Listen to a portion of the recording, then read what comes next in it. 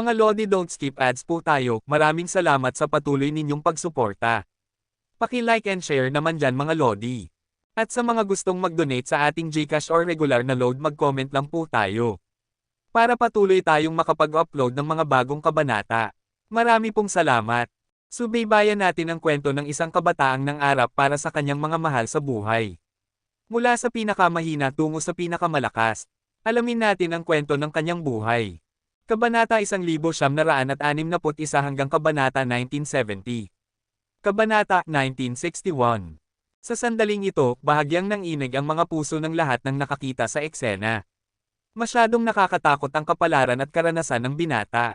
Ang paghihiwa-hiwa sa kanyang katawan sa 5 kabayo ay isang lubhang trahedyang pagpapahirap. Ang mga sigaw na umalingaw-ngaw sa mundo ay tumago sa kalangitan mula sa bibig ng trahedyang binata sa sandaling ito. Ang binata na nagangat ng ulo at sumigaw ay nakakaranas ng matinding sakit. Ang kanyang katawan ay puno pa rin ng demonic energy, at ang pares ng kanyang demonic eyes, ang pagkamuhi ay gumugulong. Ang eksenang ito ay nagparamdam sa lahat na hindi kayang titigan ng diretsyo. Kayo, sobra na kayo. Sigaw ng Qinggai Holy King sa mundo, ngunit, bilang isang makapangyarihang banal na hari, siya ay napipigilan lamang ng makapangyarihang banal na emperador sa sandaling ito.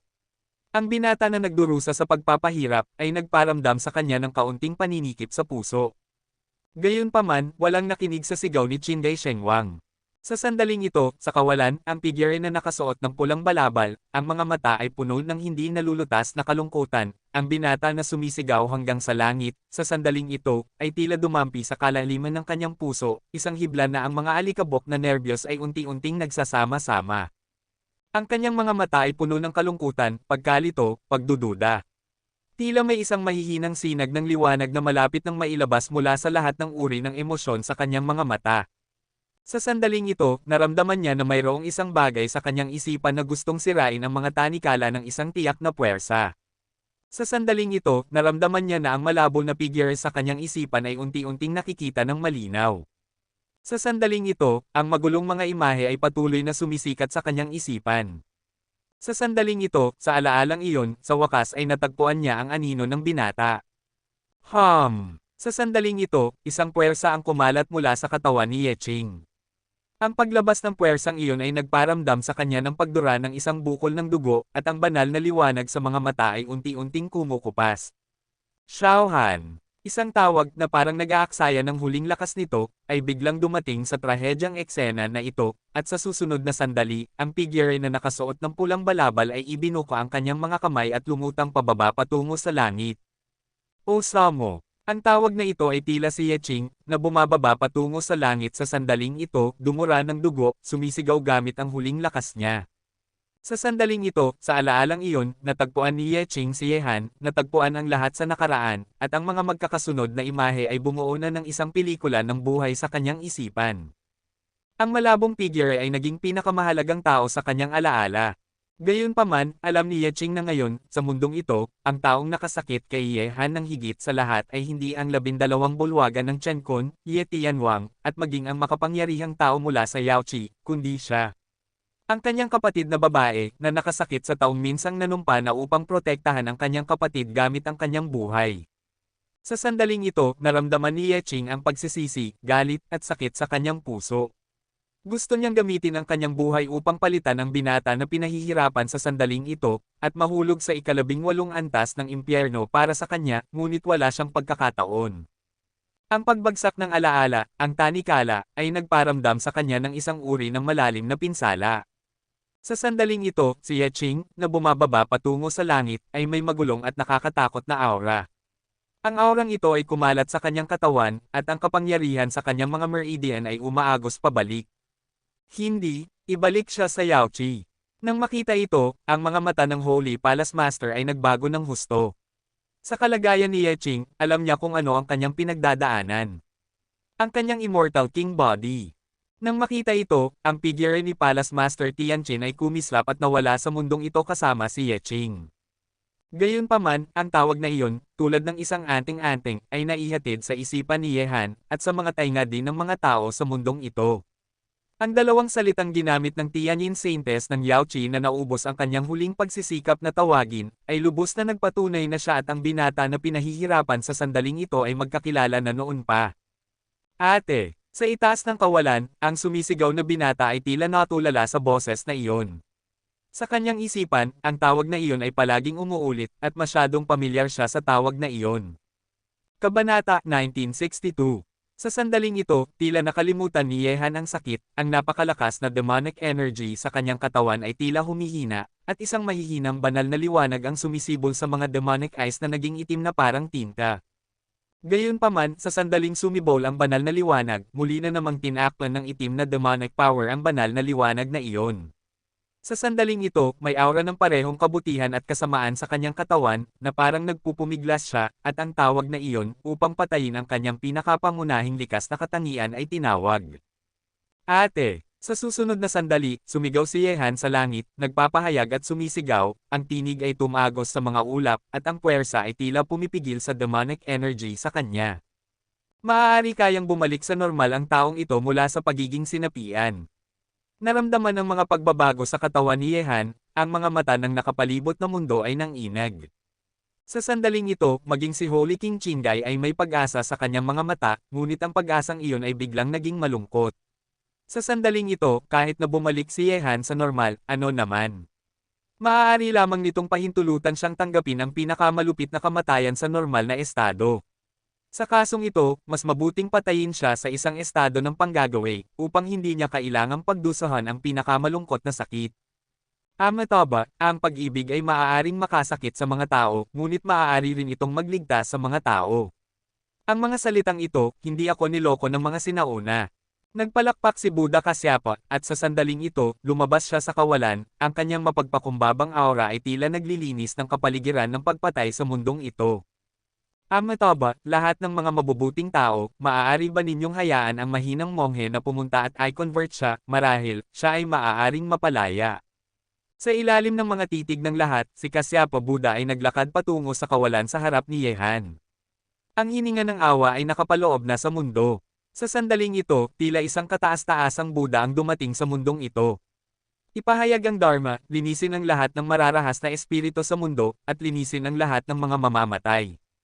Dahil si Kasyapa Buddha ay may ganitong intensyon, syempre wala kaming pagtutol, ngunit walang sino man ang maaaring baguhin ang kinalabasan ng kanyang kamatayan.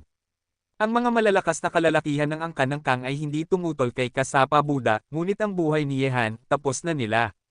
Salamat sa inyong lahat. Si Kasyapa Buddha ay umupo ng nakatapak sa kawalan sa harap ni Yehan, at ang maaway na aura na maaaring maglinis ng lahat ng kasamaan ay nakapaloob na sa posisyon ni Yehan. Ano ang isang demonyo? Bakit naging demonyo? Ang tinig ni Kasyapa ay tila nakakaakit na nagparamdam kay Yehan na nasa gitna ng kabutihan at kasamaan na tumingin sa kanya bigla. Tinanong mo ako, ano ang isang demonyo? Tatanungin kita, ano ang isang Buddha? Ang mga mata ni Yehan ay puno ng demonic energy at ang sigaw ay umalingaw-ngaw sa langit. Ang mga Buddha ay mga tao, lahat ng mga nilalang at lahat ng mga bagay na may buhay. Mahinang sabi ni Kasyapa Buddha, ang nag-aalok ay nahulog sa isang demonyo ngayon, ngunit may pagkakataon siyang mabuhay. Bakit hindi ka nalang bumalik sa tao at bumalik sa tamang landas? Ito ang paraan. Ang isang mabuting Buddha ay lahat ng mga nilalang at lahat ng mga bagay. Tumingin si Yehan sa langit at tumawa ng may pagkamaniac, kaya, ngayon, tinanong ko ang Buddha, bakit nagpapalungkot ang pag-ibig sa mga tao? Nag-aalok, ang sakit ay nagpapatunay na ikaw ay umiibig, ang sakit ay nagpapatunay na nasira mo ang iyong puso. Ha. Kaya ikaw, isang monghe na may dalisay na 5 pandama, ay talagang nauunawaan ang pag-ibig ng tao. Tumawa ulit si Yehan, pagkatapos, hayaan mong tanungin ko ulit ang Buddha, sa mundong ito ngayon, sino ang tama at sino ang mali? Nag-aalok, hindi mahalaga ang tama o mali. Kung ikaw ay mali, ikaw ay tama rin. Kung siya ay mali, siya ay tama rin. Lahat ito ay dahilan at bunga, at ito ay itinakda na. Ha. Dahil ito ay itinakda na, bakit nag-aaksaya pa ng oras ang monghe mo? Ano ang kinalaman nito sa iyo kung ako ay maging isang demonyo? Nag-aalok, ikaw ay masyadong marahas, bakit hindi mo sabay na bigkasan ang Buddha's Heart Purifying Mantra kasama ang mahinang monghe? Ha. Ang intensyon sa pagpatay ay masyadong mabigat. Sa mundong ito, ang mga taong nakasakit sa akin ay maraming intensyon sa pagpatay. Ang mga taong gustong sirain ako ay maraming intensyon sa pagpatay. Bakit hindi mo sila nakikita? Patuloy na tumawa si Yehan. Nag-aalok ang Buddha, lahat ng nilalang ay maaaring maligtas, hindi ko ito ginagawa, ang oras ay hindi pa dumarating, at ang dahilan at bunga ay hindi pa natutupad. Ha ha ha ha. Ang oras ay hindi pa dumarating, at ang dahilan at bunga ay hindi pa natutupad. Monghe, itago mo ang iyong mapagkunwari na awa. Kung ang Buddha ay talagang may kahulugan ng pagliligtas sa lahat ng mga nilalang, kung gayon ay tatanungin ko ulit ang Buddha, may isang taong lumuhod sa harap ng Buddha ng daang taon, ngunit hindi ko nakita ang awa ng puso ng aking Buddha. Ang Buddha ay nagsabi, lahat ng mga nilalang ay maaaring maligtas, bakit hindi natin siya matatanggap? Ang nakakatakot na demonic eyes ay tumitig kay Kasyapa Buddha na parang isang Buddha. Ang tanong na ito ay nagpatahimik sa mundo. Sino ang taong lumuhod sa harap ng Buddha sa loob ng 100 taon? Siyempre alam ito ng mga tao sa mundo. Si Holy King Chinggay ay bumantong hininga ng bahagya, ang Buddha ay wala na sa kanyang puso. Nag-aalok, ang karma ay hindi pa dumarating. Nagpalakpak si Buddha Kasyapa at nagsabi, ha ha ha ha, ang karma ay hindi pa dumarating. Tinitigan ni Yehan si Kasyapa Buddha gamit ang kanyang mga mata na ligaw na tumatawa, at sinabi, matandang monghe, ang karma na pinag-uusapan mo ay ang kalooban lamang ng mga Buddha sa isang mataas na antas. Sila ay maawain, at para lamang sa mundo na sumamba sa iyo. Ang iyong dahilan, gusto mong tawirin ako, walang Buddha sa mundong ito na makakatawid sa akin. Kabanata 1963. Sa mundong ito, walang Buddha na makakapagligtas sa akin. Gamit ang pangungusap na ito, tila sumisigaw si Yehan sa mundo upang i-convert siya. May kahulugan ba para kay Kasyapa ng Budismo na pumunta sa Buddha upang baguhin siya? Ang Buddha ay nagsabi, ang lahat ng mga nilalang ay pantay-pantay, sa sandaling ito, pantay-pantay ba ang lahat ng mga nilalang? Ang kapangyarihan ay pantay-pantay, at ang lakas ay hari. Kahit na siya ay mabago, ano naman? Maaari bang ibaba ni na Yaochi at Chenkon ang kanilang mga kutsilyo at iligtas ang kanyang buhay? Maaari bang mabuhay muli ang mga patay sa mundong ito?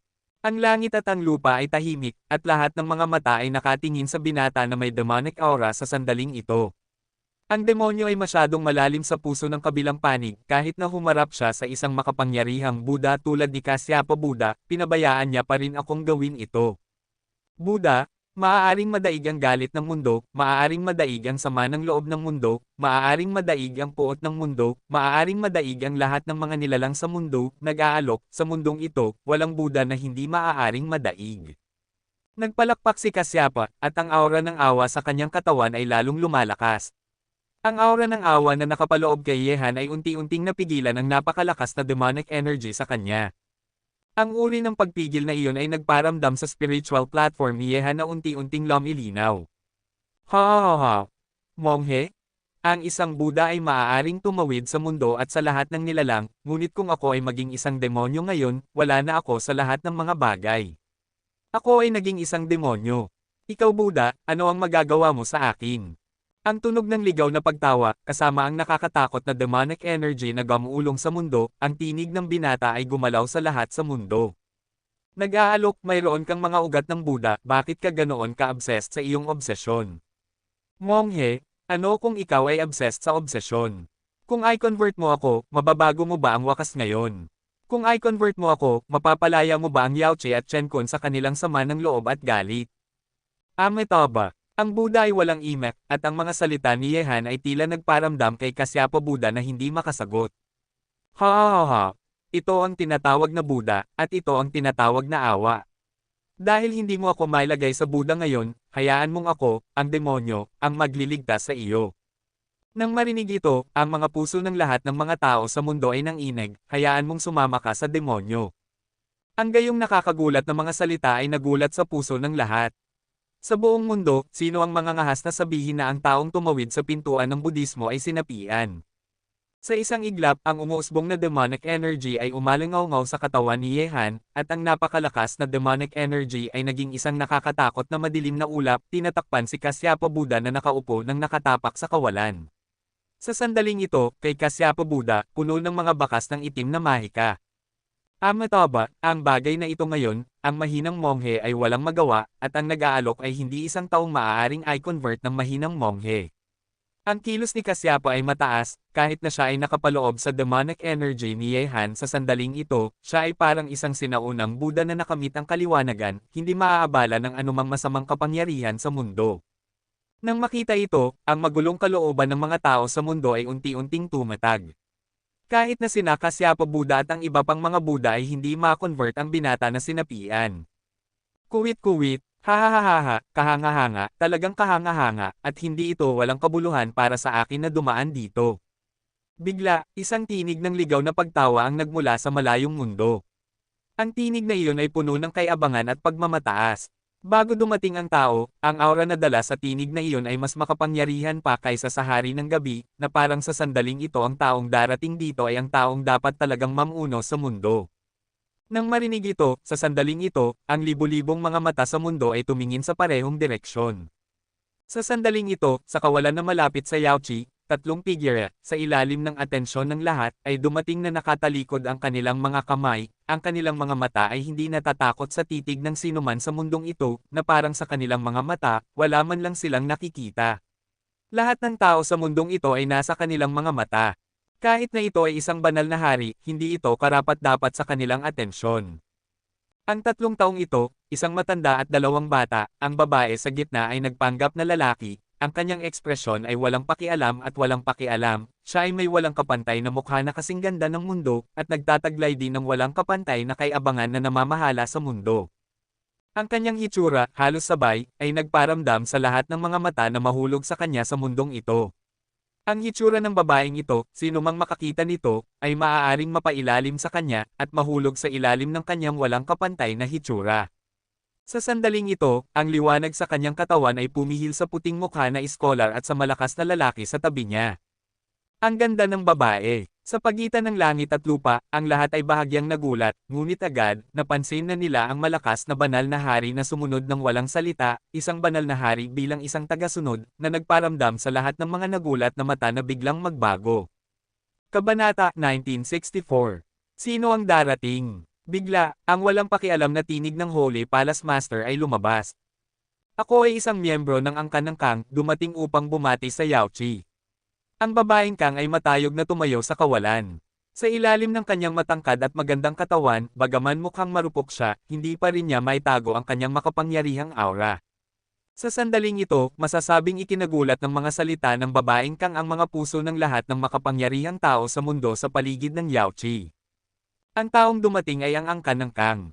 Ang pagsilang ng angkan ng Kang ay hindi na isang lihim sa rehiyon ng Tianshu, ngunit ang hindi nila inaasahan ay ang mga tao mula sa angkan ng Kang ay pupunta sa Yaochi Palace. Bukod pa rito, naglakad lang siya ng mayabang sa harap ng mundo. Mukhang ang kanilang paglitaw sa sandaling ito ay upang ipahayag sa mundo na ang angkan ng Kang ay opisyal ng isinilang, at muli silang bumaba sa lupang ito. Angkan ng Kang. Tinitingnan ng tatlong taong dumating, ang mga puso ng mga tao sa mundo ay nagulat. Ang angkan ng Kang ay dumating dito at inihayag ang kanilang pagsilang, ano ang kanilang intensyon. Maaari kayang ang lahing naubos ay talagang gustong bumalik sa panahong ito. Ang angkan ng Kang ay narito upang bumati sa akin, at ang puso ng aking Yaochi ay nanalo, ngunit ngayon, hindi convenient na tumanggap ng mga bisita, kaya mangyaring umalis sa aking lupain ng Yaochi. Sa oras na ito, ang Emperador Yiyao, na hindi pa nagpapakita ng kanyang mukha, ay walang pakialam na nagsabi, at ang angkan ng Kang ay biglang dumating, kaya kailangan niya maging maingat. Ayos lang, ngayon, kami, ang angkan ng Kang, ay hindi narito para sa inyong pamilya ng Yaochi. Sa ilalim ng titig ng lahat, ang babaeng Kang ay tumayo na nakatalikod ang kanyang mga kamay. Ang kanyang mga mata ay dahan-dahang dumaan sa mundo, at may mga nakakagulat na makapangyarihang tao sa kanyang mga mata. Kahit na nakaharap sa makapangyarihang banal na hari, ang kanyang titig ay hindi kailanman umatras. Pagkatapos, ang kanyang mga mata ay nahulog sa trahedyang Yehan sa sandaling ito, at isang nakakaakit na ngiti ang lumitaw sa sulok ng kanyang bibig, bagaman ang ngiting iyon ay tila medyo malamig. Ngayon, ibabalik mo ang iyong buhay sa underworld, natatakot ka ba? Ang babaeng Kang ay may malaking interes na tumitig kay Yehan. Natatakot. Ang katawan ni Yehan ay puno ng demonic energy, ang kanyang mga mata ay masama, at tinitigan niya ang babaeng Kang. Sa unang kalahati ng aking buhay, nagsikap ako, at nabigo rin, ngunit ako, Yehan, ay hindi kailanman natakot. Ha ha ha ha, ikaw nga ang aking kalaban na kinikilala ng Kang Tian Beriel. Kung mamamatay ka, ang mundo ay magiging mas malungkot. Natatakot ako na ang iyong buhay at ang akin ay hindi na magiging kahanga-hanga. Ang babaeng Kang ay ligaw na tumawa, Yehan, talagang pinahahalagahan niya ito ng higit pa at higit pa. Nang makita ang eksena na ito, ang mga nagulat na mata ng langit at lupa ay tumitig kay Yehan. Maaari kayang ang kabilang panig ay may pakikipag-ugnayan sa babaeng Kang na ito. Gayunpaman, inaasahan kong buhay ka. Muling tinitigan ng babaeng Kang si Yehan, ang kanyang mga mata ay malamig, at sinabi niya, kung ngayon, mangyaring magmakaawa ka sa akin, ililibing kita sa langit at aalisin kita sa Yaochi. Kung magmamakaawa ka sa akin, aalisin kita sa Yaochi.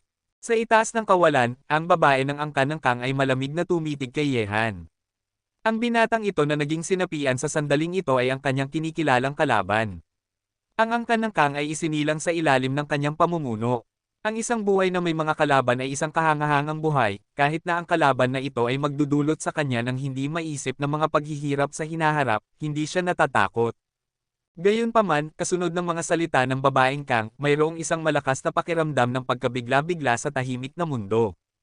Aalisin ang binatang iyon. Ito ay Yaochi, binabantayan ng makapangyarihang banal na emperador, at maging ang mga makapangyarihan mula sa 12 templo ng Chenkon ay narito, gaano kahirap na alisin ang binatang iyon mula sa kanilang mga kamay. Ang salitang ito, ang piraso ng mundong ito, natatakot ako na ang babaeng Kang lamang ang nangahas na sabihin ito. Muran, isang alon ng nakakatakot na talas ang kumalat sa mundo, ang mga mata ng mga malalakas na kalalakihan sa Yaochi at sa 12 templo ng Chenkon ay unti-unting naging malamig, iniisip ba ng mga babae ng angkan ng Kang na sila ay mga palamuti lamang? Paano nila nang ahas na sabihin ang gayong mayabang na mga salita sa harap nila? Alisin ang mga tao mula sa Yaochi, huwag mo nang isipin. Ang angkan ng Kang ay talagang nakakatakot lalo na ang mga personal na nakilahok sa digmaang iyon. Ang kanilang mga alaala sa angkan ng Kang ay mas malalim pa. Sa kasagsagan ng lahi, halos walang puwersa ng tao na makakapangibabaw sa kanila. Gayunpaman, kung ang angkan ng Kang ay nangahas na manggulo sa Yaochi ngayon, kung gayon ang Yaochi ay tiyak na hindi mananatiling tahimik. Ang pagsilang ng angkan ng Kang ay nagpaparamdam na sa mga tao ng krisis. Ang nangungunang puwersa ng angkan ng Kang. Ang mga salita ng babaeng Kang ay gumalaw sa lahat ng mga makapangyarihang tao sa mundo, ngunit mangyaring, gagawin ba iyon ng sinapian na binatang iyon? Kabanata 1965. Sa sandaling ito, ang mga mata ni Qinggai Holy King ay puno ng pag-asa, kung siya ay makakaligtas, bakit hindi humiling ng isang beses? Mas mabuting ingatan ang mga berdeng burol, huwag matakot sa kakulangan ng panggatong, at mawala ng dignidad kaysa sa buhay. Ginoo. Sa tabi ng babaeng Kang, ang puting mukha na scholar ay nag-alangan na magsalita. Masyadong mapanganib si Yehan. Ang ganitong tao ay dapat na alisin sa lalong madaling panahon. Bagaman ang angkan ng Kang ay may kakayahang ilabas siya sa Yaochi, ngunit, ang hakbang na ito, sa paningin ng puting mukha na scholar, ay walang alinlangang pagpaparami ng mga tigre. Ganap na hindi pinansin ng babaeng Kang ang nag-aalangang tinig ng puting mukha na scholar. Hindi siya kailanman natakot sa anumang kalaban, ngunit ang kanyang kinatatakutan ay wala siyang kalaban. Ang banal na hari at makapangyarihan ng angkan ng Kang ay walang sinabi, at hindi niya kailanman babaligtarin ang desisyon ng Panginoon. Tinitigil ng babaeng Kang si Yehan gamit ang matalas at malamig na mga mata. Gusto niyang malaman, hihingi ba sa kanya ang kaawa-awang binatang iyon. Agad, sa ilalim ng titig ng langit at lupa, ang nakakatakot na demonic eyes ni Yehan ay naglalabas pa rin ng isang napakalakas na marahas na aura, at ang umuusbong na demonic aura ay umalingaw-ngaw sa langit at lupa. Pakisabi, ang mga demonic eyes ay tumingin sa babaeng Kang, sa tingin mo ba posible? Paglabas lamang ng mga salitang ito, isang kislap ng ningning ang sumikat sa malamig at matalas na mga mata ng mga Kang. Nang marinig ang mga salita ni Yehan, ang mga mata ni Holy King Qinggai ay dumilim. Ang batang iyon ay sa wakas ay pumili ng dignidad. Kahit na siya ay mamatay, hindi siya magagalit na manghingi sa iba, lalo na ang kanilang awa. Ang lahat sa mundo ay tahimik, humihingi sa babaeng Kang na iyon, kung gayon magkakaroon ng isang super war dito ngayon, marahil, ang binatang iyon ay makakaligtas, ngunit ang mapagmataas na binatang iyon ay nagpasyang isuko ang pagkakataong ito. Alam mo, kung palalampasin mo ang pagkakataong ito, marahil, ang naghihintay sa iyo ay impyerno, o mas nakakatakot pa. Muli na namang nagsalita ang babaeng Kang at ang sagot ni Yehan ay nagulat sa kanya at tila nasa kanyang inaasahan, gitna. Kahit na ito ay ang impyerno ng underworld, hindi kita hihingi. Ang umuungal na demonic voice ay umalog sa langit, at ang nakakatakot na mga mata ay tumitig sa babae ng angkan ng Kang, at sinabi, hindi maikakaila na ikaw, ang angkan ng Kang, ay maaaring talagang nagdala sa akin. Malayo na ako rito, ngunit hindi pa ako natatakot, kaya bakit ko kailangan humingi ng tulong? Ngayon, hindi ako humihingi sa langit, hindi ako humihingi sa lupa, hindi ako humihingi sa Buddha, at hindi ko rin hinihingi sa iyo. Napakahusay dahil mayroon kang ganitong gulugod, ngayon ang araw ng pagpapalam sa pagitan ko at sa iyo. Ang mga mata ng babaeng Kang ay naging kalmado muli, at nagpatuloy siya, sa ngayon, tapos na ang iyong pagtatanghal. Panahon na para sa akin na magtanghal. Pagbagsak lamang ng mga salita, bigla, ang aura ng babaeng Kang ay naging nakakatakot, na may alon ng fighting spirit, ang kanyang matalas at makapangyarihang mga mata ay muling dumaan sa mundo ng dahan-dahan ang mga makapangyarihan sa kanila. Natural, ang angkan ng Kang ay hindi magiging ganoon katahimik kapag siya ay isinilang. Gusto niyang ipaalam sa mundo na ang angkan ng Kang ay malapit nang ibalik ang dating kaluwalhatian nito, at ang mundo ay manginig dahil sa kanyang pagsilang sa angkan ng Kang. Naramdaman ng fighting spirit ni Ling Tian sa babaeng Kang, ang mga mata ng lahat ng mga makapangyarihan sa mundo ay nagyelo. Ang binata ay nagulat sa mundo sa magkakasunod na mga labanan kanina. Gusto bang kumilos ng babaeng Kang na ito ngayon? Ang 12 bulwagan ng universo, Yegu City. Bigla, ang babae ng angkan ng Kang ay tumingin sa posisyon ni Haring Yetian, at isang tingin ng paghamak ang sumikat sa kanyang matalas at magandang mga mata, at sinabi, orihinal, ang aking layunin ngayon ay ikaw, ngunit ikaw ay napakasama, wala kang karapatang maging aking kalaban, ang listahan ng mga hari ng langit, sa aking palagay, ay isang biro. Ang kapal. Ang mga salita ng babaeng Kang ay agad na nagalit kay Ye Tianwang, at ang kanyang murderous intent ay nakakagulat. Siya, na nakasuot ng gintong battle armor at may hawak na gintong espada ng emperador, ay tila papatayin ang babaeng nagsabi ng mga salitang ito gamit ang isang espada. Ano kung ikaw ay mayabang? Kayo ay isang grupo ng mga ordinaryong tao sa 12 palasyo ng universo. Ang mga mata ng babaeng Kang ay makapangyarihan, at ang kanyang mga salita ay lubhang makapangyarihan. Ang mga matalas na mata ay ganap na hindi pinansin ang mga makapangyarihang kalalakihan sa 12 palasyo ng universo, henyo. Siyempre, ang mga salita ng babaeng Kang ay nagalit din sa lahat ng mga masasamang tao sa listahan ng mga hari ng langit at lupa sa lugar na ito, at sila ay natalo kay Yehan. Wala silang masabi, ngunit anong mga karapatan ang mayroon ng babaeng Kang na ito upang hamakin sila? Sa tingin mo ba na may suporta ng banal na hari, maaari kang kumilos ng walang ingat dito? Ang aking tiyankon ay nagkakaisa sa Yaochi, natatakot ako na walang sino man mula sa inyong angkan ng Kang ang aalis dito ng buhay. Malamig. Natatakot ako, kahit na ang inyong tiyankon 12 palasyo at Yaochi ay walang karapatang pigilan ng sino man mula sa aming angkan ng Kang. Ang babaeng Kang ay malamig na ngumiti. Ang mga salitang ito ay hindi lamang nagalit sa tiyankon 12 palasyo, kundi pati na rin ang pinuno ng banal na palasyo. Batang babae ng angkan ng Kang, tila gusto ng inyong angkan ng Kang na gumawa ng isang malaking kaguluhan sa aking fairyland ngayon. Maaari kayang hindi rin kayo gustong umalis ng buhay ngayon. Sabi ng Holy Palace Master na may malamig na ekspresyon. Ang laki ng boses, sa tingin mo ba ang aking angkan ng Kang ay magiging katulad niya at hahayaan mong apiin ako? Ang walang pakialam na mukha ng babaeng Kang ay nagpakita ng isang makapangyarihang hitsura, at agad nakita ko ang isang pagsabog ng ingay na nagmumula sa nakapalibot na kawalan. Mayroong isang kakilakilabot na panginginig. Pagkatapos, isang kawalan ay biglang napunit at ang mga figure ng mga malalakas na kalalakihan ay isa-isang lumabas dito. Sa pagitan ng langit at lupa, ang mga mata ng lahat ay unang tumingin sa kawalan, at sa susunod na sandali, isang hininga ng pagkabigla ay agad na kumalat sa lahat ng dako. Dahil, mula sa napunit na kawalan, isang kabuoang siyam na banal na hari na makapangyarihan ang lumitaw. Siyam na banal na hari at makapangyarihan ang sabay-sabay na lumitaw. Sa sandaling ito, ang mga mata ng mga makapangyarihan na nakatingin sa piraso ng kawalan ay puno ng matinding takot, at ang takot ay magkakaugnay, na kumakalat sa mundong ito na parang malakas na hangin. Kabanata 1966.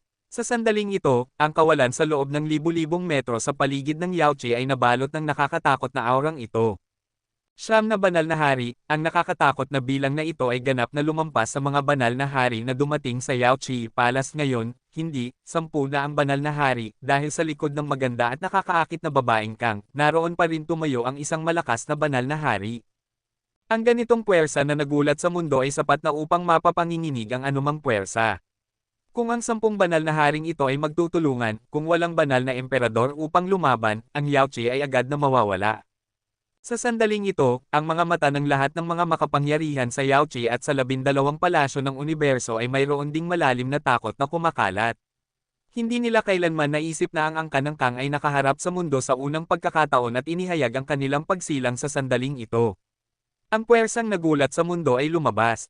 Ang Panginoon ng banal na palasyo ay mukhang marangal, at ang kanyang mga kamay na yari sa jade ay hindi mapigil ang mahigpit na magkahawak. Kung hindi dahil sa nakakatakot na makapangyarihan ng banal na Emperador Yiyao sa kanyang Yaoqi, nakaharap sa kapangyarihan na ipinakita ng mga Kang ngayon, ang buong Yaoqi ay nasa kanilang mga kamay. Hindi ako nang ahas na magpakita ng kaunting pagmamataas sa harap niya. Ang kapangyarihan ng 10 banal na hari, ang kapangyarihan ng angkan ng Kang ay napakakatakot. Ang puso ni Qinggai Holy King ay palihim na ng inag. Bukod pa rito, ang kapangyarihang ito ay maaaring hindi ang buong kapangyarihan ng angkan ng Kang. Upang takutin ang mundo, gayunpaman, hindi nila kailanman ilalantad ang lahat ng kanilang lakas. Ang nakakatakot na angkan ng Kang na ito, matapos na mabuhay muli mula sa mga abo, ay mayroon pa ring ganitong nakakatakot na kapangyarihan. Ang mga mata ng mga makapangyarihang banal na hari ng angkan ay bahagyang marangal. 10 makapangyarihang banal na hari, sa mga tuntunin ng bilang ng mga makapangyarihang banal na hari lamang, kahit na ang kanyang angkan ay ito ay mas masahol pa. Kapag isinilang ang angkan ng Kang, natatakot ako na ang mundo ng angkan ng tao ay muling magugulo. Seryosong sabi ni Julie Master. Ang mga puso ng lahat ng mga makapangyarihan sa mundo ay mabigat. Ang lahat ng lakas ay nagparamdam sa kanila ng isang malalim na pakiramdam ng kawalan ng kakayahan. Ang nakakatakot na lahing ito ay isinilang sa panahong ito, gaano napakakatakot ang kanilang nakatagong kapangyarihan. Buzz. Sa sandaling ito, kasama ang makapangyarihang hanay ng mga banal na hari ng angkan ng Kang na lumitaw sa Yaoqi, sa palasyo ng Yaoqi, isang mas nakakatakot na puwersa ang biglang tumagas, at ang uri ng aurang iyon ay mas nakakatakot pa kaysa sa isang malakas na banal na hari. Sa oras na ito, lumitaw si Emperador Yiyao ng Yaoqi. Sa sandaling lumitaw ang aurang iyon, isang puting figure ay dahan-daang lumitaw sa tuktok ng isang palasyo sa Yaoqi. Tila siya ay nakatayo roon ng hindi gumagalaw, at tila kakalumitaw lang. Ang kanyang paglitaw ay nakakuha rin ng mga mata ng langit at lupa. Si banal na Emperador Yiyao, nakasuot na parang nyebe, ay mukhang napakabata, mukhang mga 30 taong gulang, ngunit, ang puting mahabang buhok na iyon, at ang mga pagbabago sa mga mata, ay nagpapakita ng kanyang tunay na edad, tiyak na hindi kasing simple ng hitsura nito. Banal na Emperador Yiyao. Nang makita ang babaeng lumitaw sa tuktok ng palasyo, ang mga matang tumingin sa kanya ay nagulat. Hindi pinansin ni banal na Emperador Yiyao ang nakapalibot na kawalan, at ang kanyang titig ay direktang nakatuon sa grupo ng mga makapangyarihang banal na hari ng angkan ng Kang. Ang ganitong makapangyarihang hanay ay pinilit siyang harapin ito mismo. Mas mahalaga, alam ni banal na Emperador Yiyao na dahil ang hanay ng mga banal na hari at makapangyarihan mula sa angkan ng Kang na dumating sa Yaoqi ay napakalakas, dapat pa ring may mga makapangyarihang banal na emperador mula sa angkan ng Kang sa mundong ito, ngunit siya ang lokasyon ng kabilang panig ay hindi pa natagpuan. Maaari bang magpakita ang lahat ng mga kaibigan ng angkan ng Kang? Ang tinig ni Sheng Yiyao ay walang pakialam, at ang malamig na tinig ay kumalat sa bawat sulok ng mundong ito. Ang angkan ng Kang at Yaoqi ay hindi kailanman naging magkaibigan. Muran, isang tinig na tila nagmula sa siyam na impyerno ay dahan-daang umalangaw-ngaw. Ang tinig ay tumagos sa kawalan, ngunit ang malakas na angkan ng Kang ay hindi matagpuan sa mundong ito, pampigure ng tao. Banal na Emperador. Nang marinig ang mga salitang ito, ang mga makapangyarihan sa paligid ay muling nagulat, at ang mga makapangyarihan ng banal na hari ay isa-isang lumitaw, ngunit ang makapangyarihan ng banal na emperador ay hindi. Bukod pa rito, sa mundong ito, gaano karaming mga makapangyarihan ang mayroon sa angkan ng Kang. Sino dito? Isa. Nang marinig ito, ang walang pakialam na titig ni banal na Emperador Yiyao ay nagpakita ng isang matalas na kulay. Ha. Ngayon, sino pa ang gustong pigilan ang lahat ng aming angkan ng Kang? Bigla, ang tinig ng ligaw na pagtawa ay nagmula sa bibig ng babaeng Kang, at pagkatapos ay ang kanyang makapangyarihang mga mata ay lumingon patungo sa Panginoon ng banal na palasyo. At ang mga malalakas na kalalakihan ng 12 bulwagan ng Chenkon ay tumingin. Sa sandaling ito, bagaman ang pinuno ng banal na palasyo at ang mga malalakas na kalalakihan ng 12 bulwagan ng universo ay nagalit, hindi sila nagbigay ng anumang tunog. Gamit ang kapangyarihan ng angkan ng Kang dito, sino ang mangangahas na makipagkompetensya sa kanila? Sa sandaling ito, kahit na ang lahat ng mga malalakas na kalalakihan na dumating upang bumati sa mundong ito ay inilalabas, walang pagkakataong manalo laban sa ganitong makapangyarihang hanay ng angkan ng Kang. Nang makita ito, ang makapangyarihang hitsura sa mga mata ng babaeng Kang ay naging mas makapangyarihan pa, at ang kanyang pares ng itim na mga mata ay agad na tumitig sa 12 palasyo ng Chenkon, sa ilalim ng kataas-taasang nilalang ng 5 pagsubok, sino ang nangangahas na lumaban? Sino ang nangangahas na lumaban sa ibaba ng kataas-taasang nilalang ng 5 pagsubok? Ang mga salitang ito, na may kayabangan at makapangyarihang aura, ay hinahamon ang kataas-taasang nilalang sa ibaba ng 5 pagsubok. Maaari kayang ang lakas ng babaeng Kang ay napakakatakot. Ang nakikinig ay agad na nagulat, kung ang babaeng Kang ay mayroong ganitong nakakatakot na lakas, siya ay magiging mas masama pa kay Yehan. Kabanata 1967. Gayunpaman, walang sinuman sa 12 palasyo ng universo ang tumugon sa imbitasyon mula sa mga babae ng angkan ng Kang. Nang makita ito, ang babae ng angkan ng Kang ay dahan-dahang humakbang sa kawalan, ang kanyang mga mata na hindi pinapansin ang mundo ay tila hinahamak ang piraso ng kalangitan na ito, ang 12 palasyo ng universo, sila ba ay isang grupo ng mga masasamang tao na nang-aapi sa mahina at natatakot sa matapang. Ang makapangyarihang tinig ay muling lumabas mula sa bibig ng babae ng angkan ng Kang. Ang mga salitang ito ng isa-isa ay ganap na tinapakan sa ilalim ng kanilang mga paa ang dignidad ng 12 templo ng universo. Junior, ikaw ay nagsasanay ng walang ingat. Moran, isang figure na may dalang kataas-taasang puwersa ay biglang sumabog mula sa kampo ng 12 templo ng universo. Ito ay isang kataas-taasang nilalang ng 4 na pagsubok. Sa isang iglap, isang nakakatakot na espada ng pagpatay ay bumagsak sa babaeng Kang upang burahin siya gamit ang isang espada. Tandaan mo ang lahat, ang pangalan ko ay Kang Tianzan. Nakaharap sa kataas-taasang nilalang ng 4 na pagsubok sa 12 bulwagan ng universo, ang mga mata ng babaeng Kang ay walang kapantay, na parang sa sandaling ito, inihayag niya ang kanyang pangalan na Kang Tianzan sa mundo, at sa hinaharap, gusto niya ang kanyang pangalan upang gulatin ang mundo. Agad, sa mga nagtatakang mata ng lahat, isang kapangyarihan na namamahala sa mundo ay pinakawalan mula sa babaeng Kang, at ang kapangyarihang ito ay naging isang baril na sumisira sa mundo, at marahas na pumatay sa kawalan sa harap nito. Sa ilalim ng pagbaril na iyon, ang kawalan ay napunit sa lahat ng dako, at ito ay lubhang marahas, na parang ang pagbaril na ito ay maaaring tapakan ang mundo sa ilalim ng mga paa nito. Boom! Sa isang iglap gamit ang pagbaril na iyon, ang kataas-taasang nilalang ng 4 na pagsubok ng 12 templo ng universo ay agad na napatay.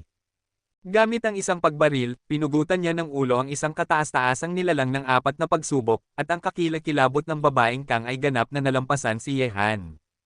Sa itaas ng kawalan, ang kataas-taasang nilalang ng 4 na pagsubok, na napatay ng isang pagbaril, ay nagulat sa mga mata ng lahat ng nakakita nito.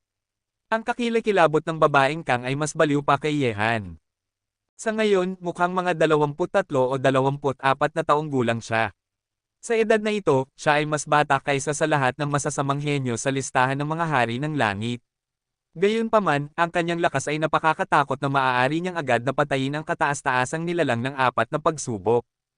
Ang kapangyarihan ng sibat na iyon, sa mundong ito, natatakot ako na walang batang henyo ang makakapangibabaw sa kanya. Sa sandaling ito, sa mga mata ng babaeng may hawak na sibat ng kapangyarihan sa kanyang kamay, mayroong isang nakakatakot na kapangyarihan na hinahamak ang mundo. Ang nakakatakot na babaeng ito, gaano karaming kalpe siya. Natatakot ako na ang pinakamababang antas ay hindi nasa ibaba ng kataas-taasang nilalang ng 3 pagsubok. Bukod pa rito, mayroon siyang kapangyarihan ng langit sa kanyang katawan. Ito ang nakakatakot na kapangyarihan na nilinang ng angkan ng Kang. Ang pagiging makakapatay sa kataas-taasang nilalang ng 4 na pagsubok sa isang galaw, gamit ang kanyang abnormal na lakas ng pakikipaglaban ng isang henyo, talaga, ang pinakamababang antas ay dapat na ang kataas-taasang nilalang ng 3 pagsubok. Walang sino man ang nagkaroon ng ganitong uri ng kaharian sa listahan ng mga hari ng langit. Bukod pa rito, ang kanyang kaharian ay isang hula pa rin. Ang mga titig ng mga babaeng Kang ay sunod-sunod na nayanig. Ang kaharian ng babaeng Kang ay dapat na natakpan ng isang uri ng lihim na pamamaraan. Maaari bang ang tatlong salitang, inilibing sa langit ay nangangahulugan na ang langit ay ililibing? Ang angkan ng Kang ay inalis ng maraming puwersa ng lahi ng tao libu-libong taon na ang nakakaraan. Masasabing ang lahi ng tao ang kanilang pinakadakilang kaaway. Ang kabilang panig ay ang pinakakatakot na henyo ng angkan ng Kang. Haharapin niya ang mundo sa pangalan ng isang langit na libingan. Mayroong isang nakakatakot na paghihiganti sa bawat linya, lakas. Sa sandaling ito, si Kang Tianberial ang sentro ng lahat ng tao, may hawak na baril ng kapangyarihan sa kanyang kamay, at hinahamak ang lahat ng makapangyarihang henyo sa mundong ito. Siya ang pinaka-natitirang henyo sa kasaysayan ng angkan ng Kang, nagtataglay ng kapangyarihan ng langit.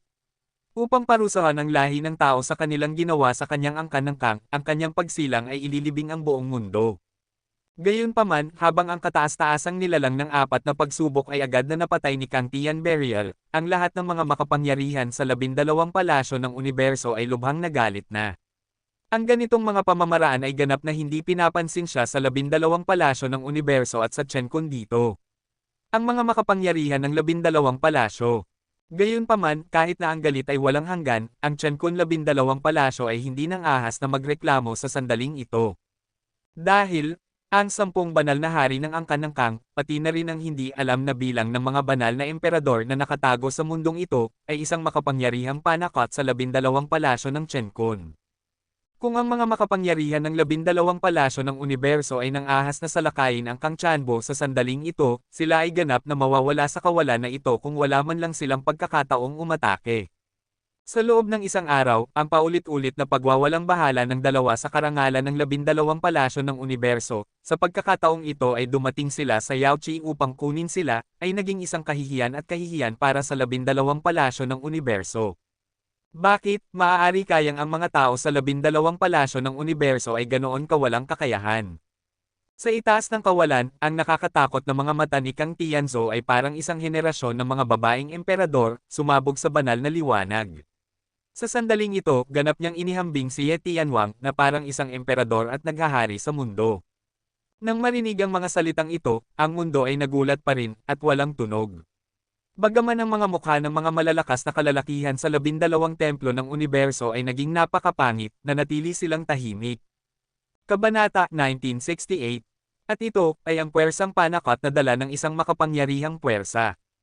Kung sa likod ni Yehan, mayroong isang nakakatakot na kapangyarihan tulad ng angkan ng Kang, ang Yaochi ngayon, ang 12 palasyo ng Chen-kun ngayon, paano nila nang ahas na apiin siya ng ganito? Sa kawalan, si Yehan, na tinusok ang buto ng alpo at nabilanggo sa kawalan ng 8 bakal na kadena, ay nasa bingit ng kabutihan at kasamaan. Ang kanyang mga mata ay napapalibutan pa rin ng nakakatakot na mga ulap ng mahika. Ito ay namumulaklak pa rin sa kanyang katawan, at nakita rin niya ang eksena na ito sa kanyang mga mata. Naranasan na niya ang kakilakilabot ng mga babaeng Kang. Wala itong saya na mang-api sa mga taong ito, bakit hindi mo na lang ako hayaang gumawa ng 2 trick sa iyo, hayaan mong makita kung gaano nakakatakot ang henyo ng angkan ng Kang. Bigla, nang ang mga mata ng mundo ay nakatingin sa libingan sa langit, at walang tunog, isang makapal na tinig ang naihatid mula sa isang direksyon sa kawalan. Ang taong nakarinig nito ay tumingin sa malayo sa isang sandali, at nakita na sa sandaling ito, sa tabi ng malakas na banal na hari ng angkan ni Yi, isang kalahating hubad na itaas na katawan, may dalang isang malaking pana na may sungay sa kanyang likod, isang maskuladong binata ay humakbang sa kawalan, ang binata ay puno ng fighting spirit, puno ng isang nakakatakot na pakiramdam ng kapangyarihan. Ang henyo ng angkan ni Yi, ano ang pangalan ng taong ito? Bihira siyang lumitaw sa harap ng mundo. Ang henyo ng angkan na ito ay marahil ay isang makapangyarihang batang Panginoon din, na nangangahas na tumayo at hamanin ang nakakatakot na libingan ng langit na ito.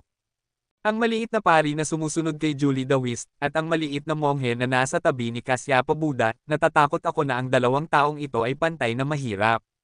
Gamit ang paglitaw ng mga malalakas na kabataang lalaki ng angkan ni Yi, ang mga tinig ng talakayan ay unti-unting kumalat mula sa nakapalibot na mundo. Sa sandaling ito, si Kang Tianzhan ay nakatingin na sa malakas na binatang Yi na lumabas, at sa kanyang pares ng itim na mga mata, ang fighting intent ay naging mas mabangis at makapangyarihan, at sinabi, ang kani Yi Polo, matagal na kitang hinihintay. Pagbukas lamang ng bibig ni Kang Tianzan, isiniwalat niya ang pagkakakilanlan ng binatang Yi na ito. Yi Polo? Ang pangalang ito ay napaka hindi pamilyar sa mga tao sa mundo, ngunit alam ng angkan ng Kang ang henyo ng angkan ni Yi. Mukhang ang angkan ng Kang ay may malalim na investigasyon sa ating angkan ni Yi. Alam ng lahat ng mga henyo. Dahil kilala mo ako, huwag nang magsabi ng masyadong maraming salita, makipaglaban na tayo. Dahan-dahan, ang binatang Yi ay tinanggal na ang malaking pana na may sungay ng baka sa kanyang likod, hawak ang pana sa kanyang kamay, isang alon ng mabangis na puwersa, sumasabog ito mula sa kanyang malakas na katawan, na parang hanggat hilahin niya ang pana na ito, maaari niyang barilin ang nagninangas na araw mula sa langit. Mabuti, ako, Kang Tianzan, ay gustong malaman ang mga kasanayan sa pagpana ng angkan ni Yi. Gaano ito nakakatakot? Gamitin ito para sa kanya. Ang malaking pana na may sungay ng baka sa kamay ni Polo ay dahan-daang itinaas sa harap ng kanyang dibdib, ang kanyang mga mata ay parang tigre, at ang kanyang lakas ay parang halimaw. Natutuhan ko na ang kataas-taasang pagpana ng angkan ni Yi, kung hindi kita matatalo gamit ang dalawang palaso, pagkatapos, ako, Yi Polo, ay iniisip na hindi ako kasing husay mo na inilibing sa langit. Matapos mahulog ang mga salita, ang mga mata ni Polo na parang tigre ay nagpakita ng isang nakakatakot na galit, at sa susunod na sandali, ang kanyang kanang kamay ay humila na ng bowstring. Sa ibabaw nito, mayroong isang itim na palaso, isang malaking pana na may sungay ng baka, ay hinailan niya na parang kabilugan ng buwan, na parang hanggat ang bowstring ay inilabas, ang itim na palasong ito ay bumaril at papatay sa lahat sa mundo. Nang makita ito, ang sibat ng kapangyarihan sa kamay ni Kang Tianzo ay nanginginig, at tumayo siya na nakatalikod ang kanyang mga kamay, nakatingin sa malakas na binatang nasa 1,000 metro ang layo sa kanya, naghihintay sa nakakatakot na palaso ni Polo upang patayin siya. Ang mga kasanayan sa pagpana ng angkan ni ay walang kapantay sa mundo, ngunit ililibing ka sa langit, kaya bakit ka matatakot? Ang palasong ito ay tinatawag na Haoyo. Ang pana ay parang kabilugan ng buwan, kapag ito ay hinayla, ang umaagos na kapangyarihan, tila ang mundo ay sisirain ng palasong ito. Sa susunod na sandali, ang mga ugat sa noo ni Polo ay sumabog, at nang ilabas niya ang bowstring, ang umaagos na kapangyarihan, kasunod ng itim na palaso, ay bumaril, at ang kawalan ay tinusok ng palaso. Sa sandaling ito, ang itim na palaso ay masyadong mabilis at masyadong mabangis. Pagmamaneho ng diretso, saan man ito dumaan, ang kawalan ay nasa harap nito, parang tofu, madali itong napunit. Ang bilis ng palaso, ang lakas ng palaso, nakapalibot, hindi maabot. Sa sandaling ito, ang palaso ni Polo ay nagparamdam sa maraming kataas-taasang nilalang ng panganib. Sa itaas ng palaso, ang umaagos na kapangyarihan ay nagparamdam sa lahat sa mundong ito na nakakulong sa palasong ito, at walang makatatakas sa mundong ito. Kabanata 1969. Ang palasong iyon ay tumagos sa kawalan at lumitaw sa harap ni Kang Tianzan ng mas mababa sa isang kisap mata. Ang napakabilis at makapangyarihang teknik sa pagpana ay nagparamdam kay Kang Tianzan na nagulat. Iba't ibang kulay. Yi Polo? Ito ang pangalawang henyo na kinilala niya, ang una ay si Yehan. Wasakin. Muran, ang sibat ng kapangyarihan ay sumayaw, na parang hinihiram ang kapangyarihan ng piraso ng langit at lupa sa sandaling ito, nang ang sibat ay nabasag, naramdaman ng lahat ang panginginig ng langit. Sa susunod na sandali, ang nakakatakot na sibat ng kapangyarihan, na may daladalang kamangha-manghang kapangyarihan mula sa langit, at ang nakakatakot na palaso ay ganap na nagbanggaan. Boom! Bigla, kasunod ng marahas na banggaan, ang nanginginig na kawalan ay mas marahas na nanginginig, at ang itim na palaso ay ganap na nawasak ng nakakatakot na baril ng kapangyarihan. Ngunit sa sandaling ito, ang katawan ni Kang Tianzan, na nakasuot ng damit ng lalaki at namamahala sa mundo, ay biglang nanginginig, at ang nakakatakot na puwersa na dumaan sa ilalim ng banggaan ay nagparamdam sa kanya na hindi mapigil ang umatras ng 2 hakbang. Ang eksena na ito ay nagparamdam sa mga nakakita nito na bahagyang nagulat. Ang Kang Tian burial na ito, na maaaring agad na pumatay sa kataas-taasang nilalang ng 4 na pagsubok, at si Polo, na nakakapagpabalik ng ganitong nakakatakot na masasamang tao gamit ang isang palaso, ay sapat na para sa ganitong uri ng kakayahan. Ako ay mapagmataas, natatakot ako na medyo mas mahusay ako kaysa sa mga nasa listahan ng mga hari ng langit. Pangalawang palaso, agawin ng araw. Muran, tulad ng pagkabigla ng lahat, ang pangalawang palaso ni Polo ay dumating na. Ang palasong ito ay naging maliwanag na ginto, at ang nakakatakot na may sungay na pana ay hinayla. Nang ang gintong palaso ay itinutok sa langit, nasa sandali na itong umalis sa tali, at patuloy itong pumatay sa kawalan na parang pagtalon sa oras-espasyo. Libingan ng langit. Ang bilis at kapangyarihan ng pangalawang palasong ito ay mas nakakatakot pa kaysa sa unang palaso. Ang gintong kapangyarihan ay tila hindi mapipigilan sa kapangyarihan ng langit. Inaasahan ng angkan ni Polo, ikaw ay 3 puntos na mas malakas kaysa sa mga nasa listahan ng mga hari ng langit. Ang katawan ni Kang Tianzhou ay puno ng fighting spirit, talagang minamaliit niya ang palaso ni Polo kanina, kaya siya ay nagulat na umatras, ngunit ngayon, nakaharap sa pangalawang palaso ni Polo, ang Kang Tian sa katawan ni Kang Tianzhou ang kapangyarihan ay inilabas ng buong lakas. Tawa. Nang ang gintong palaso ay malapit ng tumama sa katawan ni Kang Tianzhou, ang sibat ng kapangyarihan ay direktang bumangga sa gintong palaso. Ang dalawang uri ng kapangyarihang ito ay patuloy na sumabog sa kawalan na parang hindi sila magbibigay. Gayunpaman, sa susunod na sandali, ang palad ni Kang Tianzan ay nanginginig, at sa ilalim ng pagsabog ng sibat ng kapangyarihan, sa wakas ay sinira nito ang gintong palaso mula sa gitna, na ginagawa itong dalawang hati, at pagkatapos, ang sibat ng kapangyarihan ay patuloy na bumaril, parang isang sinag ng liwanag, bumaril ito patungo kay Polo na nasa libu-libong metro ang layo. Boom! Sa kawalan, si Polo ay itinulak pabalik ng nakakatakot na puwersa ng langit at isang pamumula ang kumalat sa kanyang magaspang na mukha. Nakaharap sa libingan ng langit, bagaman si Polo ay kamanghamanghang makapangyarihan, ngunit siya hindi pa rin kalaban ni Kang Tian Beriel. Nang makita ito, walang gaanong pagkagulat sa mga mata ng mga tao sa mundo. Ang kakilakilabot ng libingan sa langit, sa mga kabataan sa mundo, mahirap makahanap ng ilang tao na makakapangibabaw sa kanya. Ngayon, magsaya. Sa langit, tinitigan ni Kang Tianzang si Polo gamit ang makapangyarihang mga mata. Nanalo ka, at mula ngayon, ako, Polo, ay tatutok sa iyo, Kang Tianzang. Tinignan ni Polo si Kang Tianzan, at bumalik siya para umalis na may dalang malaking pana sa kanyang mga balikat. Tila dito ngayon, mahirap makahanap ng kalaban upang lumaban sa akin, Kang Tianzan. Tiningnan ni Kang Tianzan ang mga nakapalibot na makapangyarihan, at may bakas ng pagsisisi sa mga makapangyarihang mata na iyon. Nang makita ang lugar na ito, walang tunog mula sa nakapalibot na mundo. Sa mundong ito, talagang walang batang Panginoon na makakalaban kay Kang Tianzang. Dito, ang nag-iisang taong makakapareha sa kanya sa talento ay marahil si Yehan. Gayunpaman, sa mga tuntunin ng lakas, si Yehan ay hindi kapantay ni Kang Tianzan. Kalimutan mo na, ang ganitong nakakabagot na sitwasyon ay nagpapalungkot sa mga tao na makipaglaban ng buong puso. Ang mga mata ni Kang Tianzhou ay dahan-dahang tumingin sa posisyon ni Yehan sa sandaling ito. Malubhang na sugatan, natatakot akong mahihirapan siyang mabuhay ngayon. Palem na ngayon. Dahan-dahan, binawi ni Kang Tianzhe ang kanyang titig, iwinagayway ang kanyang puting balabal, at umalis sa kawalan. Ngayon, ang epektong gusto niya ay nakamit na, at sa loob ng ilang araw, ang buong lahi ng tao ay haharap dito. Ang angkan ng Kang ay nanginginig.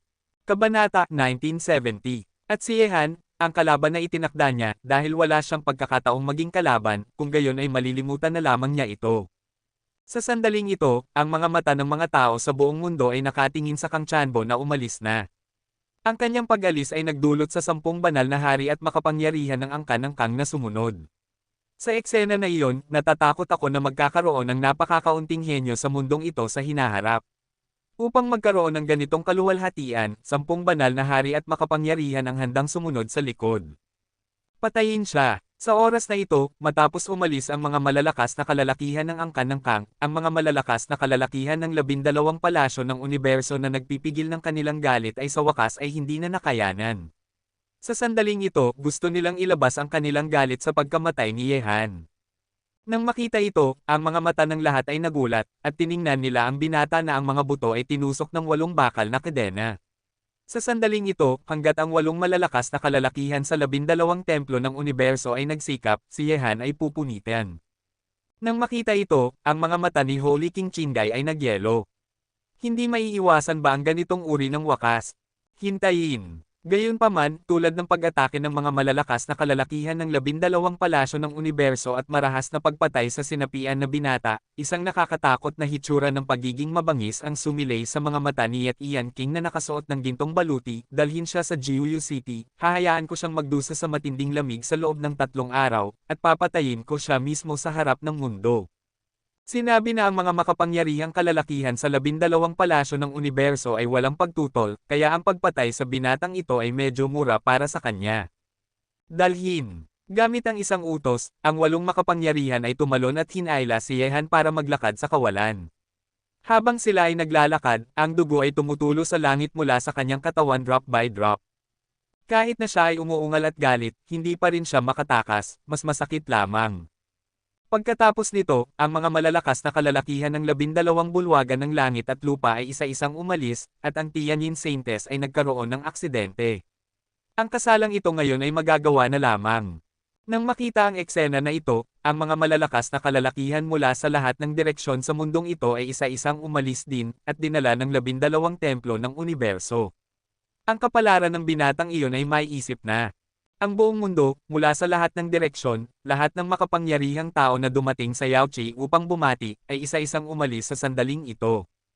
Ang Yaochi ngayon ay orihinal na puno ng mga pagdiriwang, ngunit sa sandaling ito ay puno ng isang makapal at nananatiling madugong kapaligiran, at ang kapangyarihan ng pagpatay ay tila hindi nawala sa mundong ito, na nagparamdam sa buong Yaochi na puno ng dugo. Mayroong ulap. Gayunpaman, dito ngayon, ang dalawang hindi pangkaraniwang henyo na halimaw ay isa-isang lumitaw. Ang una, gamit ang kapangyarihan ng isang tao, ay natalo ang 6 na masasamang henyo sa listahan ng mga hari ng langit ng sunod-sunod, kasama rito, naroon din ang ikalawang araw na si Wang Yagucheng, ang ganitong masasamang tao, ay hindi kapantay ng binatang iyon. Gayunpaman, kahit na ang lakas ng pakikipaglaban ng binata ay walang kapantay, at lumikha siya ng isang kamangha-manghang record gamit ang pinakamataas na estado ng huling yugto ng dakilang Panginoon, ngunit ang wakas na haharapin niya sa huli ay ang pagkawasak. Maisip na kapag dumating na sila sa Jiuyu City, ang 12 palasyo ng Chenkon ay malamang nagagamit ng pinakamalupit na paraan upang pahirapan ang binatang iyon.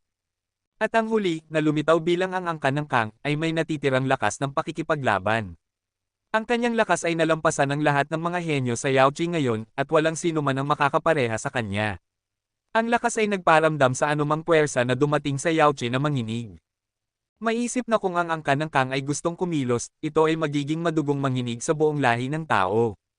Para sa angkan ng Kang, ang lahat ng puwersa ng buong lahi ng tao ay kailangang mag-ingat. Ang banal na hari ng Greenleaf. Sa sandaling ito, si Qin Tianbansheng ay lumapit sa tabi ni Qingai Holy King, at pinanood ng dalawa ang malakas na lalaki mula sa 12 palasyo ng Chenkon na mawala sa kanilang paningin. Ngayon, ginawa na nila ang kanilang makakaya, nakaharap sa Yaochi at 12 palasyo ng Chenkon sila ay walang magawa, ngunit ang mga salitang pinatay ni Haring Yetian si Yehan sa harap ng mga tao sa mundo pagkatapos ng 3 araw ay nagbigay din sa kanila ng isang kislap ng pag-asa. Phew! Ang batang ito ay mayroon pa ring pagkakataon, ngayon ay nasa angkan ng Qin na ito. Huminga ng malalim si Qingai Shengwang, ang kanyang mga mata ay mukhang medyo malamig at matalim. 3 araw, ito ang huling pagkakataon ni Yehan, kung ang angkan ng Qin ay may kakayahan kung siya ay maliligtas mula sa mga kamay ng 12 bulwagan ng langit at kung gayon si Yehan ay makakaligtas. Sa kabilang banda, kung hindi mailigtas ng angkan ng Qin si Yehan mula sa mga kamay ng 12 bulwagan ng universo, kung gayon ang kapalaran ni Yehan ay hindi na mababago.